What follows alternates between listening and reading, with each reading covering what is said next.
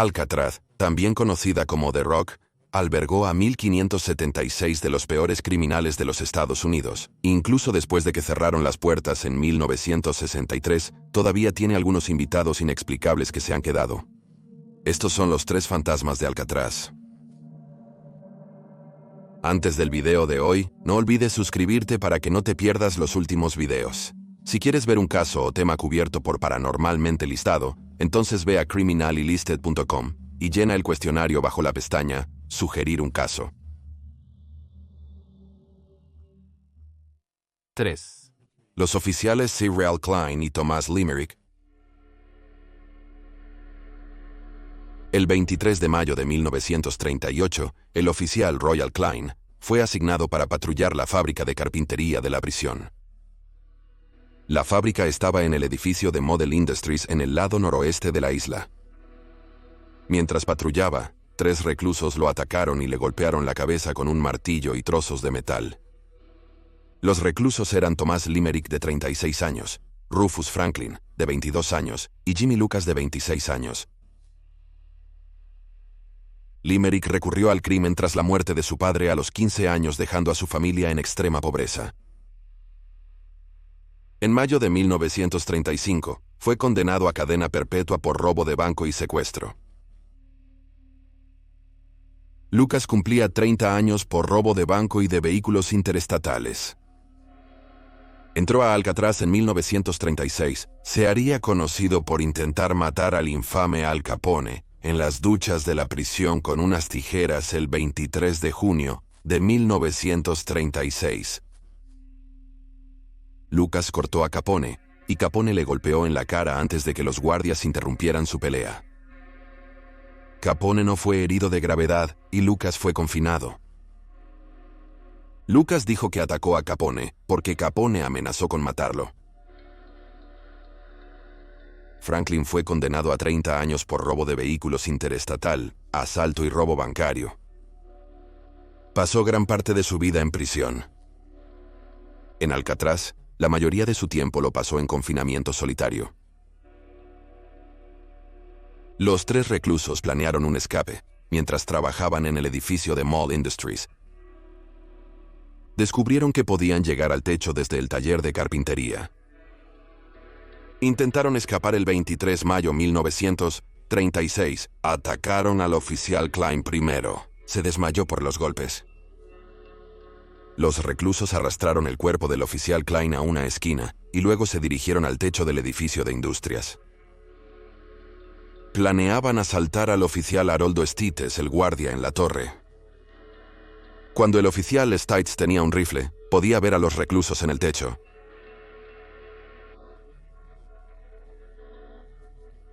En la cabeza y a Franklin en el brazo y el hombro. Lucas se rindió. Increíblemente, los 3 reclusos seguían vivos. Otros oficiales los retornaron a la prisión. Limerick murió ese día por su herida. El oficial Klein fue hospitalizado, pero nunca recobró la conciencia. Tristemente murió al día siguiente en el hospital debido a las lesiones en la cabeza. El padre de 4 hijos de 40 años fue el primer oficial asesinado en Alcatraz. Varios turistas y guardias han visto el fantasma de un guardia haciendo rondas en el edificio con una porra. Mira en dirección a los turistas y guardias vivos con una mirada sospechosa como si fueran reclusos. Cuando la gente se acerca al espectro, este se desvanece tras agitar la cabeza. Muchos creen que este es el oficial Real Klein. Franklin y Lucas recibieron cadena perpetua por el asesinato del oficial Klein. Limerick, el prisionero que murió intentando escapar, repite la fuga en su vida post-mortem. Los guardias que trabajan en la torre con vista al techo han visto a un prisionero en el techo caminar hacia la torre, pero luego el recluso desaparece frente a ellos. Se cree que se ve el fantasma de Limerick, que sigue vivo. Piensan que el fantasma de Limerick aún busca libertad. 2. Fantasma batalla Alcatraz. Uno de los intentos de escape más legendarios en Alcatraz también fue el más sangriento y violento.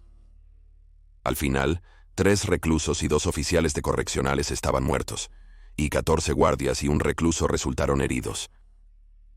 Los reclusos que fueron asesinados fueron Bernardo Pablo Coy, José Paul Kretzer y Marvin Franklin Hubbard. Y aún en la muerte, parece que aún no pueden escapar de Alcatraz.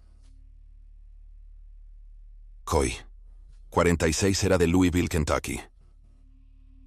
En la Gran Depresión, no halló empleo. En 1923 fue multado con $250 por violar las leyes de licores. Fue acusado de asalto y agresión.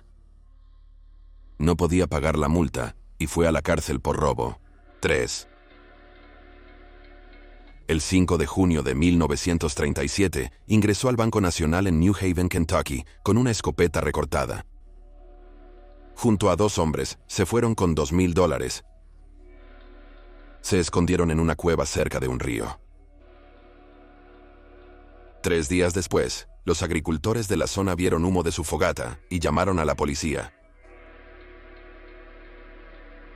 El 3 de junio de 1937, Coy fue sentenciado a 25 años en una prisión de Atlanta, Distrito de Columbia, Georgia. Coy, un recluso violento, fue enviado a Alcatraz el 31 de julio de 1937. En Alcatraz, fue violento e intentó escapar, lo que le valió tiempo en confinamiento solitario. Muerte de Alcatraz. Kretzer, de 35 años, era de Inacona, Montana. Durante su adolescencia, entraba y salía de escuelas de reformatorio por robo. A mediados de sus 20 años dirigía burdeles. En 1938, una mujer denunció a la policía que Kretzer la vendió forzadamente como prostituta y la golpeó duramente. Sin razón conocida, no fue detenido. Sin embargo, robó al menos 8 bancos. Kretzer alcanzó el puesto 4 en la lista de más buscados del FBI. Fue capturado en Estados Unidos en agosto de 1939 tras deambular. 9. Muerte de Alcatraz. 10. Kretzer, condenado a 3 años por 3 robos bancarios en Seattle, muere en Alcatraz.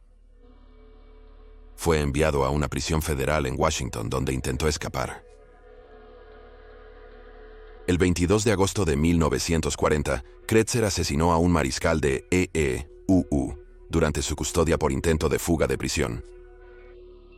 Fue acusado de asesinato en primer grado y fue condenado a cadena perpetua. Kretzer, 29, fue trasladado a Alcatraz en agosto de 1940. 10. Muerte de Alcatraz. Menos de un año después, intentó escapar de la prisión. Lo atraparon y enviaron a confinamiento solitario. Marva Franklin Hubbard, 30, provenía de Alabama. Para cuando era adolescente, Hubbard estaba cometiendo robos violentos. Fue detenido en 1942 por robo armado a una licorería. 12. Muerte de Alcatraz. 13. Muerte de Alcatraz. 14. Muerte de Alcatraz. Muerte de Alcatraz. 27. Muerte de Alcatraz. 28. 29 años de Naranja, 30 de Alcatraz, muerto. Muerte de Alcatraz. 01. Muerte de Alcatraz. 3. Fallecimientos en Alcatraz. 24, 35, 37, 36, 33. Muerte de Alcatraz. 46. Muerte de Alcatraz. 41. Fallecimiento de Alcatraz. 46 y 48. Muerte de Alcatraz. 49.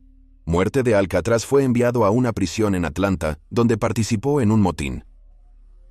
Este fue su boleto dorado a Alcatraz. Bernardo Coy fue el cerebro detrás del intento de escape de Alcatraz, en 1946. En 1945, Coy, empleado de la biblioteca de la cárcel, podía moverse por la prisión para distribuir libros a los reclusos. Incluso podía ir al bloque D, que de otra manera estaba prohibido para los reclusos que no estaban encerrados en esa sección. Explorando la prisión, notó que probablemente podría abrir las barras y deslizarse hasta la sala de armas. Luego podría tomar rehenes y escapar de la prisión. Coy consideró qué prisioneros podrían unirse a sus planes. Debían ser individuos capaces de seguir un plan y correr por su vida. Coy necesitaba aliados capaces de seguir un plan, huir y cometer un asesinato para sobrevivir. Coy Lecresar y un recluso llamado Clarence Victor Carnes participaron en su plan. Carnes estaba en Alcatraz por asesinato y secuestro. Durante un par de meses, Coy perdió más de 20 libras para poder pasar más fácilmente a través de las barras y escapar. Obtuvo una barra separadora improvisada con la ayuda de otro preso en un taller de máquinas. Coy interactuaba a menudo con los guardias y ganó su confianza, por lo que pudo hacer rondas en la biblioteca de la prisión con poca supervisión. También estudió sus hábitos y peculiaridades. Aproximadamente a la 1:30 p.m. del 2 de mayo de 1946, Hubbard limpiaba la cocina. Al mismo tiempo, Coy estaba puliendo los pisos del comedor. Mientras pulía, se acercaba cada vez más. Hubbard pasó y en ese instante, Coy sujetó los brazos de Miller mientras Hubbard lo golpeaba hasta dejarlo inconsciente. Coy tomó las llaves, encerró al guardia en la celda 404. Luego Coy corrió para liberar a Cresar Carnes y otro recluso.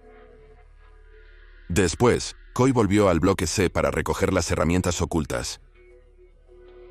Cresar untó grasa de eje por todo Coy para que no pudiera entrar. Podría acceder a la galería de armas deslizándose por las barras. Como previsto, usó su herramienta improvisada para apartar las barras y se deslizó. Ahora portaba pistolas. Coy abrió las celdas de los 2 niveles superiores del bloque D y los reos salieron. Coy y Cresar miraron a través de los anillos de las llaves que habían robado del primer guardia que atacaron. Desconocían cuál les daría acceso a la galería de armas. Querían llegar al patio para matar a los guardias de la torre y luego salir por la puerta del patio. Ignoraban que el oficial Miller, el primer guardia confinado, llevaba la llave en su bolsillo. Sin que los reclusos vieran, colocó la llave en el inodoro de la celda. El oficial Ed Stucador estaba en el sótano durante todo el suceso. Subió las escaleras y vio a los reclusos de pie sin supervisión, pero ningún recluso lo vio. Sabía que algo estaba mal. Volvió al sótano e intentó llamar a los guardias en la sala de armas y comedor. Pero nadie le respondía. 3 oficiales volvieron a la casa de celdas solo con sus porras. Los prisioneros los amenazaron y encerraron en una celda. Cresar buscó la llave perdida en la celda con los guardias encerrados. Al final, los reclusos estuvieron mucho tiempo en la celda, pero él no la encontró. Coy metió la mano en el inodoro y halló la llave. Pero la llave no funcionó cuando los reclusos la intentaron en el patio. Se diseñó la llave para no funcionar si se manipulaba. A estas alturas, eran poco después de las 2 p.m., un miembro del personal de la prisión activó la sirena de emergencia. Los reclusos entendían que era poco probable escapar debido a los guardias armados alrededor del edificio. Coy agarró un rifle y abrió fuego. Otros reclusos se unieron. El subdirector Eduardo Miller entró en la celda y se encontró con el rifle de Coy. Una bala falló al subdirector Miller, pero explotó en su cara quemándolo. Los funcionarios de la prisión llamaron a los guardias fuera de servicio. Mientras tanto, los reclusos armados se apostaron en la casa de celdas. Luego Cresar abrió fuego contra los 9 guardias que los reclusos habían tomado como rehenes. A las 3:30 p.m., los Marines se unieron a los oficiales de Alcatraz. Los oficiales y Marines se enfrentaron en una batalla armada en la casa principal de celdas. Durante horas se intercambiaron disparos. A la mañana siguiente, un equipo de rescate perforó agujeros en el techo de la prisión y bajó granadas con cuerdas. A las 11 a.m., se llevaron bazucas a la isla. 2 días después, el 4 de mayo a las 8:40 a.m., los oficiales entraron al corredor de servicios del bloque C. Estaba completamente silencioso. Se encontraron con los cuerpos sin vida de Coy, Huberto y Kratzar. Coy vestía un uniforme oficial. Todos habían muerto por heridas en la cabeza. El oficial Guillermo Miller y el oficial Haroldo Stites habían muerto durante la pelea. Este es el mismo oficial Stites de nuestra primera historia que disparó y mató al recluso Tomás Limerick mientras intentaba escapar desde el techo. 14 guardias y un preso resultaron heridos. Hoy en día, los visitantes a Alcatraz aún pueden ver el daño de las granadas y las marcas de balas en las paredes, y los fantasmas de los 3 reclusos que murieron aún rondan los pasillos de la prisión.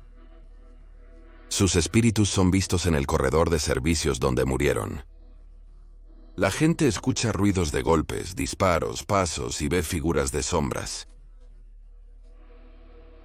Una vez, un vigilante nocturno caminó por el corredor entre sus gritos y gemidos. Un reportero pasó la noche en el pasillo de servicios y dijo que de repente se sintió muy enojado y tuvo el impulso de dispararle a alguien. Primero, Rufus McCain y el demonio de ojos rojos. En los medios, Alcatraz fue apodada la Isla del Diablo debido a informes de que los reclusos eran tratados con dureza.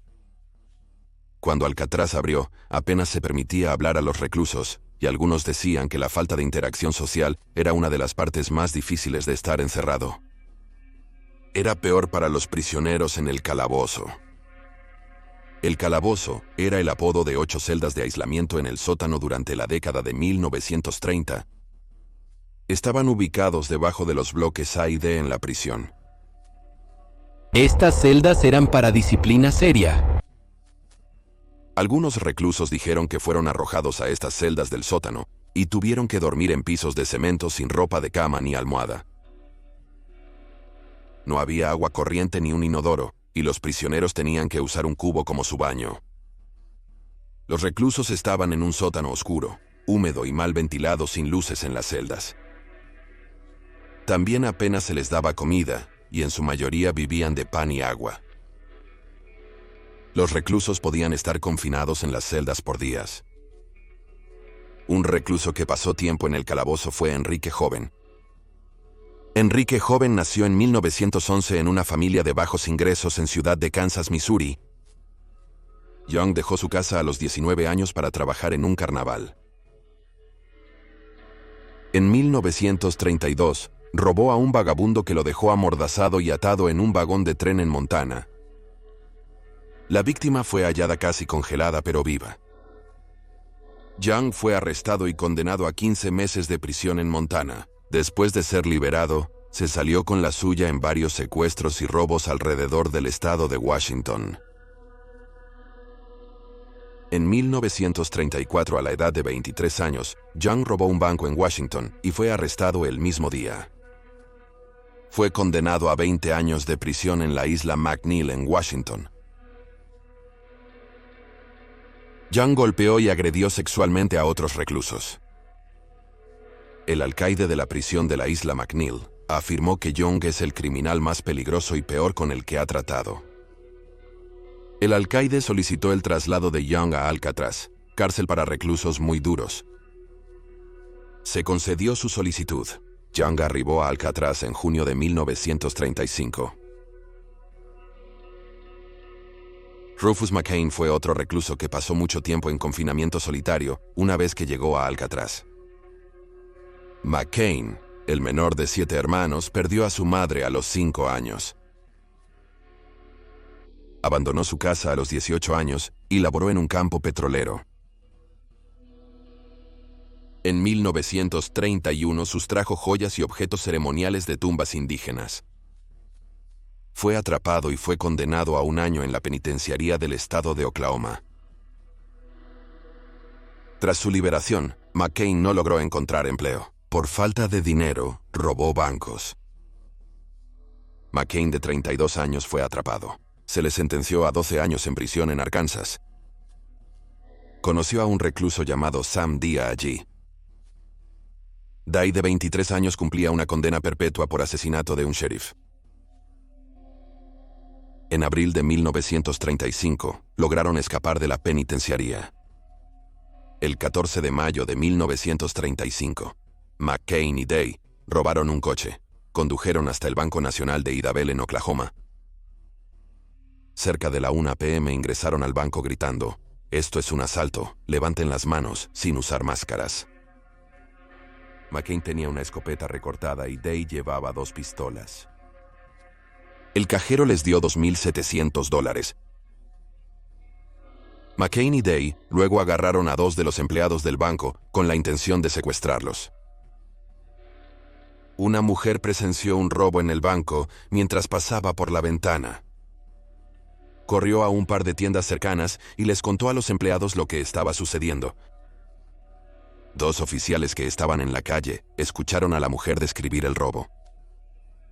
3 transeúntes también oyeron lo sucedido. Estaban armados.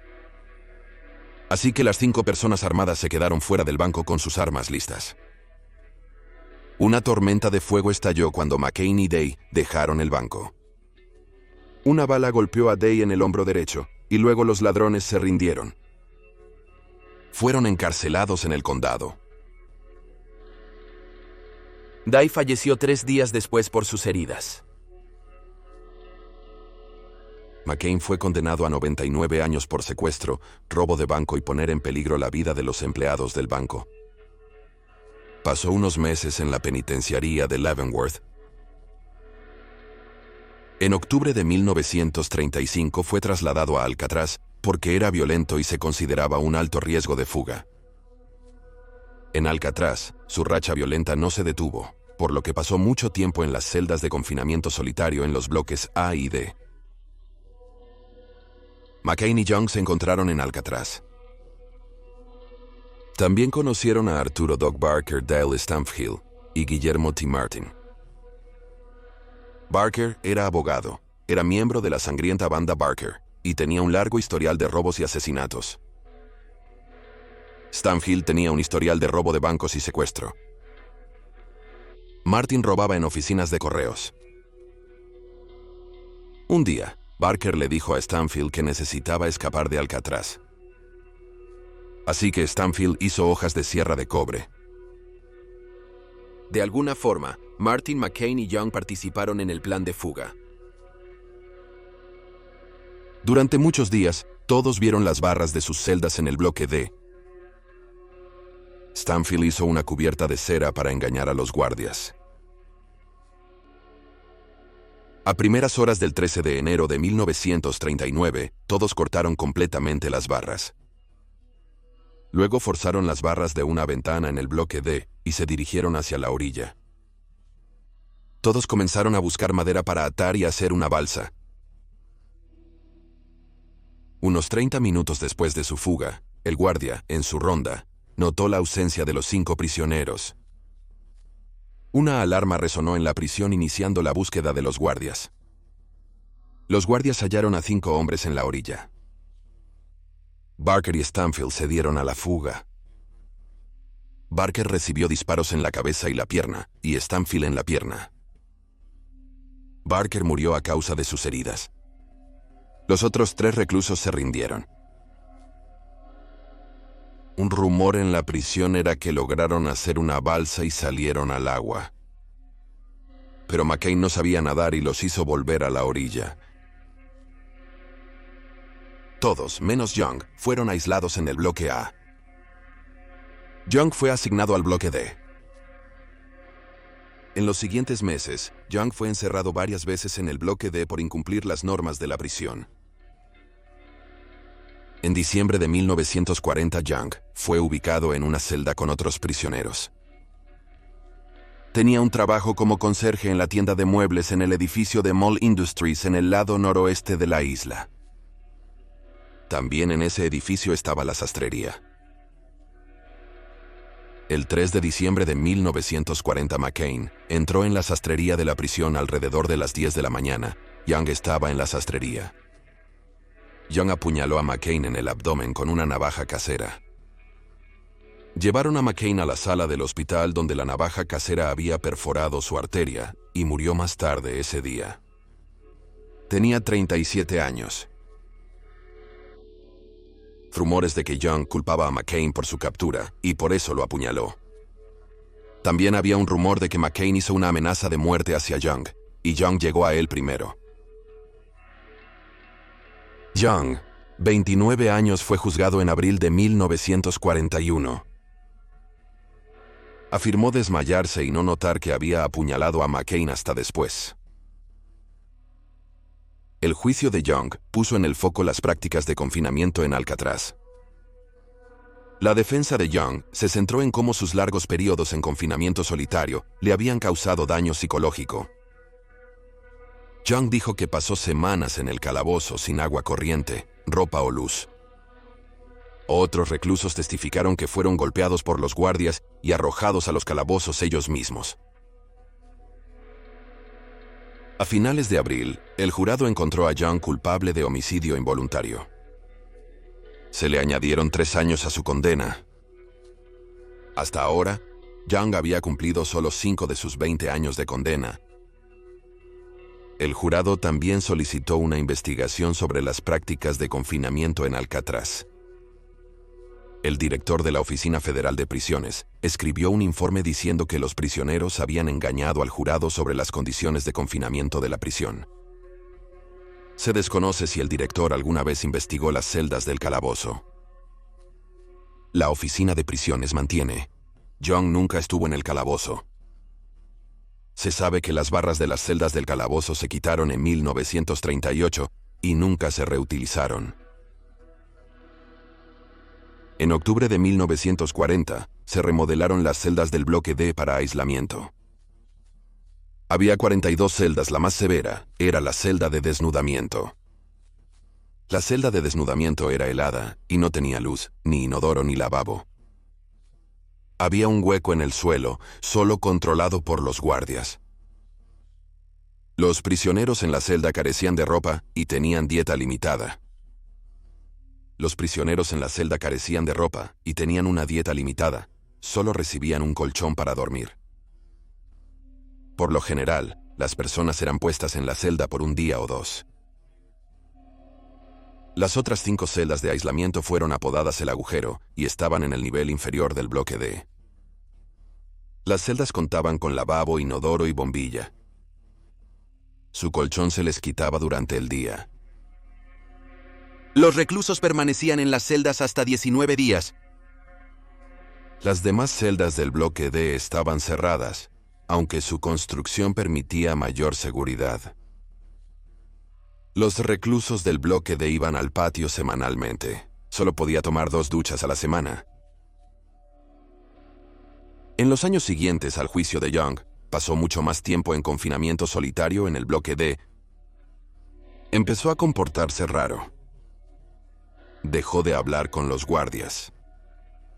En su celda, enrollaría su colchón y lo pondría en la parte trasera de su celda, y se sentaría sobre él con la cabeza entre sus brazos. Permanecería catatónico por días, rechazando comer. Young fue enviado a un centro médico, pero nunca recibió un diagnóstico.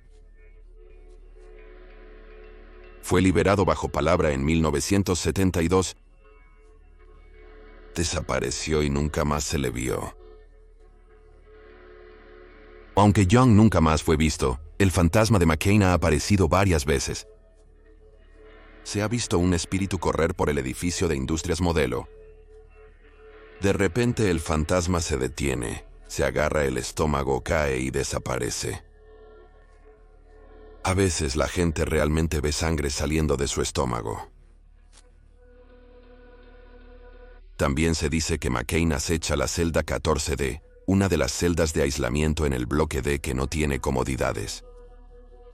Se afirma que McCain estuvo en esta celda. Se dice ahora que es una de las zonas más embrujadas de la prisión. Algunos creen que el espíritu de McCain busca venganza por su muerte. Pero si es McCain, lo más aterrador de él en el más allá son sus ojos rojos brillantes. Otros creen que podría no ser McCain, sino un demonio de ojos rojos. Esta entidad causaba terror entre reclusos y guardias cuando la prisión estaba en funcionamiento. Unos años después de la muerte de McCain, otro recluso fue arrojado a la celda 14D. Gritó que había un recluso más en su celda con ojos rojos brillantes. Los guardias ignoraron al preso pensando que inventaba historias para salir del aislamiento. El hombre en 14D finalmente se calmó, y los guardias lo ignoraron durante la noche. Por la mañana, los guardias hallaron al prisionero muerto en su celda. Tenía rasguños en su cuerpo, marcas de estrangulamiento en su cuello y una expresión aterrada en su rostro. El médico forense confirmó que la muerte fue por estrangulamiento, pero no un suicidio. Sorprendentemente, el día siguiente al hallazgo del recluso muerto en la celda 14D, el recuento de prisioneros mostraba el mismo número.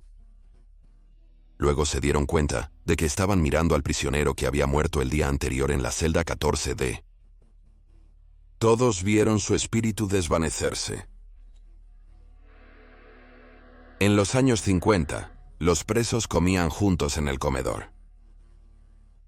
Un convicto lanzó su bandeja de comida a otro prisionero enojado. Un guardia llevó al hombre al bloque D. El guardia estaba particularmente gruñón y golpeó al prisionero antes de lanzarlo al aislamiento. Esa noche, el guardia vio al prisionero de pie en el pasillo del bloque D durante sus rondas. El guardia gritó al recluso que se quedara quieto y mantuviera sus manos a la vista. El prisionero solo observó al guardia acercándose. Después, el guardia notó los ojos rojos del hombre. El recluso de ojos rojos simplemente permaneció allí. El guardia estaba a 3 metros cuando se percató de que no era el prisionero que había confinado antes. El guardia no reconoció al recluso, o cosa, que estaba de pie frente a él. El hombre espeluznante sonrió amenazante antes de caminar hacia la esquina. El guardia corrió para perseguir a la cosa alrededor de la esquina, pero algo lo ocultó desde atrás y lo hizo caer al suelo. Al mismo tiempo el guardia escuchó risas. Se dio la vuelta y no había nadie detrás de él. No tenía idea de qué lo empujó al suelo ni quién se estaba riendo. No se encontraron intrusos en la prisión. Todas las celdas estaban debidamente cerradas. En 1973 Bob Dávila tenía 13 años y visitaba Alcatraz con su familia. Voluntariamente optó por estar encerrado en la celda 14D. El guía encerró al turista en la celda. Bob estaba en completa oscuridad. Oyó al guía preguntar si estaba bien desde detrás de la puerta. Y Bob dijo que estaba bien. Luego sintió que alguien le agarraba el hombro y le decía al oído, «Eres mío». Bob golpeó la puerta gritando para que lo liberaran. Inicialmente no creía en fantasmas, pero una experiencia posterior lo inspiró a crear el grupo de investigación Planeta Paranormal. Lo mismo le sucedió a un hombre llamado Don Ciervos una década después de la experiencia de Bob, cuando estaba visitando la prisión.